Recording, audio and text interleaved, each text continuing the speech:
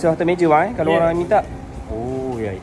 Hai dan assalamualaikum. Waalaikumsalam. Bang, tunjukkan saya, saya tengok depan tu ada set yang RM6 tu bang. Boleh. Putih, okey. Pertama Nasi cukup tak? Cukup bang nasi. Baik. Okey. Ni sayur ada dua jenis, boleh pilih. Ada tauge, ada kobis. Saya nak kobis. Boleh. Okey, saya kobis lagi. Lagi apa Bagi dapat lauk bang ni pun RM6? boleh pilih. Ni ada ayam goreng, ni ada ikan goreng. Ikan ayam goreng ada dua goreng dengan jenis. ikan. Ada ikan kembung, ada ikan cencaru. Ikan kembung, ikan cencaru. Tak apa bang, saya pilih ayam goreng. Boleh. Nak bagi yang mana? Kepak dia? Ada.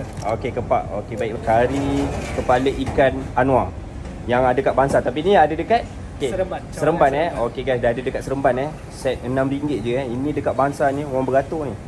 Okey, ni kuah kari dia. Cukup? Okey, cukup bang. Baik. Okey, ni macam RM6 bang Ini RM6, tambah air RM1. Tambah air RM1, tengok ais Okey, so total RM7. Okey bang, terima kasih. Saya makan dulu.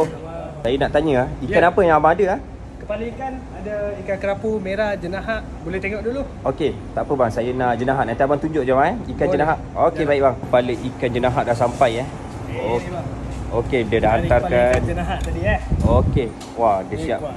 Memang akan serah atas meja bang kalau orang minta. Oh, ya. Kalau macam ni berapa harga bang?